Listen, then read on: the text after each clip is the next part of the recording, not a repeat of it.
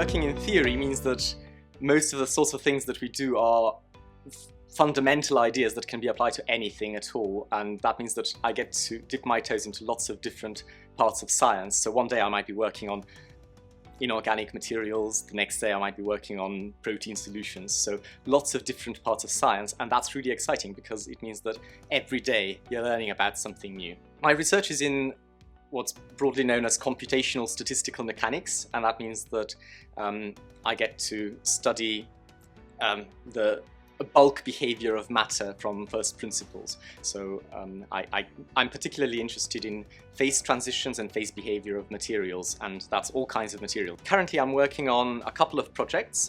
One is trying to investigate what kinds of modifications to protein sequences give rise to different phase separation behaviors. This is something that in biology is known as liquid-liquid phase separation, but it's the phase separation of protein solutions into a protein-rich and a protein-poor phase. And this has important implications in biology because it allows cells, for example, to form compartments without having to form expensive membranes around those compartments. Another project, which is completely different, is trying to determine the phase diagram of water and all of the myriad of the complicated high-pressure ice phases from first principles. So that's from treating quantum mechanically both the nuclei and the electrons in the system. And that's, of course, you might say the phase behavior of water is well known from experiment, and that's true, but actually trying to determine the phase diagram from a theoretical point of view is a really hard test for the potentials that we're using. Another project that I've been working on for quite a long time now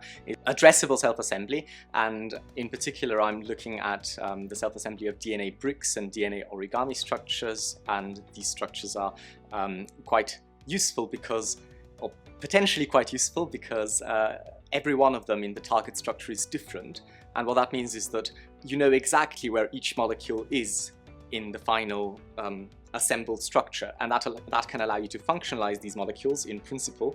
And if you put the appropriate molecules at the appropriate geometry from one another, that could in principle allow you to form a detector of some sort. By looking at the fundamentals of this behavior and trying to optimize the nucleation pathway, we've managed to reduce the time it takes for these things to be assembled from, say, about a week in the laboratory to about a day in the laboratory. By learning about the fundamentals, and a lot of these fundamentals in terms of how materials form and how phase transitions occur and so forth, a lot of these things are quite universal. So by learning about one system, we can actually understand a whole array of different systems, and by understanding the fundamentals we can optimize these processes, and that allows experimentalists to study them in more detail. I was very, very excited to see that something that we predicted a few years ago, I wrote a paper on the formation of soft quasi-crystals, and